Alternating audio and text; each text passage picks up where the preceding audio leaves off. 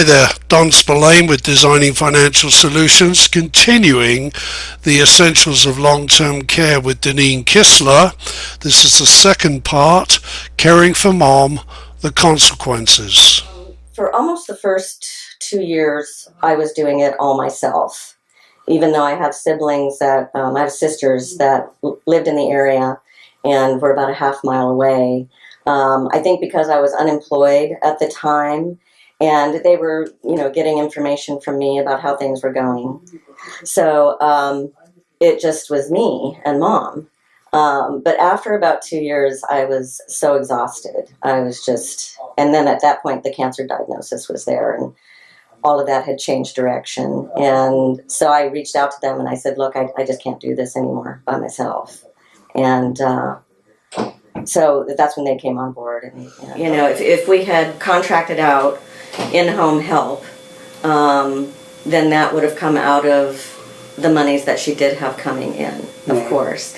The other thing, she did have an equity line of credit. And again, this is one of those things, again, you can't see into the future and you don't know quite what's going to happen, but her bank had been bought out by another bank. So as part of the vetting of the new bank, they canceled her line of credit. And she had, a nice little bit of that left to draw on that would have been very helpful.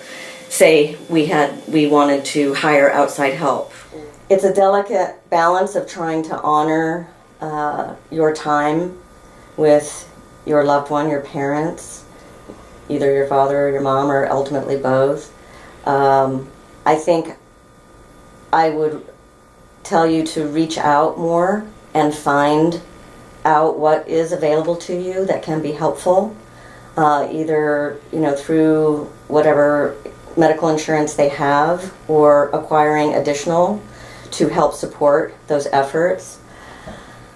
I don't think it's wise to put your entire life on hold and not take a step back and address what could be really dire financial consequences to you as the individual who's going to remain after they're gone, because it really gets down to time, and it's been years for me now, and I won't get that time back to make up the financial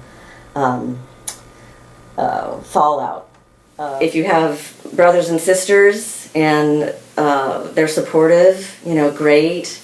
I would also advise that they might not be supportive, and that if you have an agreement or an arrangement with your parent, as if for you as the main caregiver, put it in writing and make sure they all know about it.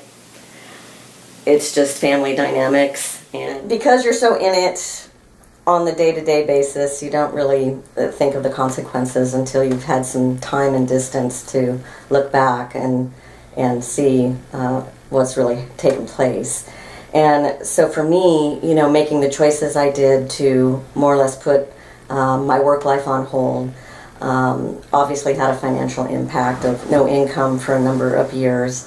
And I realized no contribution to Social Security, I wasn't able to, continue to contribute to my retirement fund, etc. And then trying to get back into the workforce, with this prolonged down economy, it's just been tougher to get back to it.